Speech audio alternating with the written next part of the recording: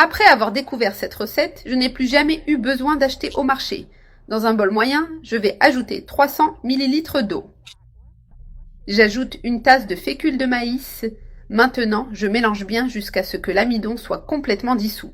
Une fois complètement dissous, je réserve ce mélange et je le mets de côté. Maintenant, dans une casserole, j'ajoute 2 tasses de sucre. J'ajoute aussi une tasse d'eau. Je mélange bien pour dissoudre le sucre dans l'eau avant de le mettre sur le feu.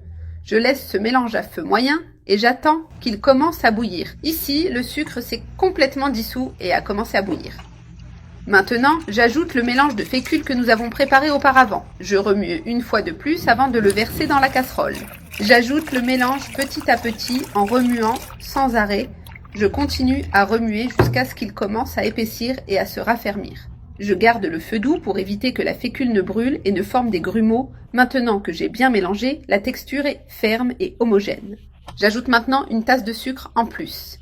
Je remue rapidement pour que le sucre se dissolve et s'incorpore au mélange.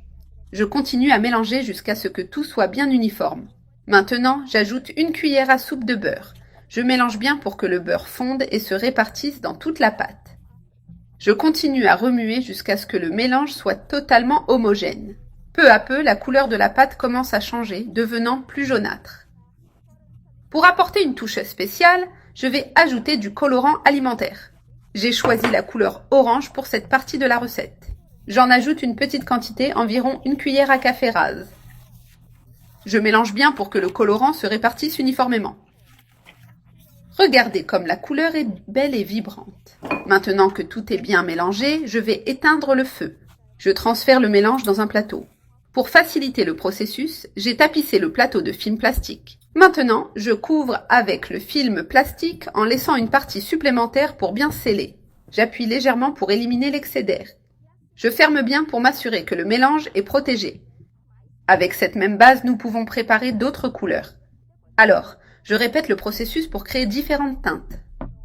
Maintenant, je vais les mettre au réfrigérateur pour qu'elles durcissent complètement. Il est important de bien les laisser refroidir avant de les couper.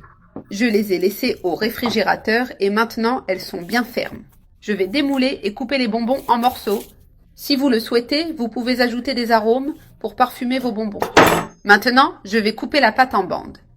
Ensuite, je coupe les bandes en petits cubes. La taille peut varier selon votre préférence. Je fais cela avec toutes les couleurs que j'ai préparées. Ainsi, nous aurons plusieurs bonbons colorés et très jolis. Maintenant, je vais enrober les morceaux de sucre granulé.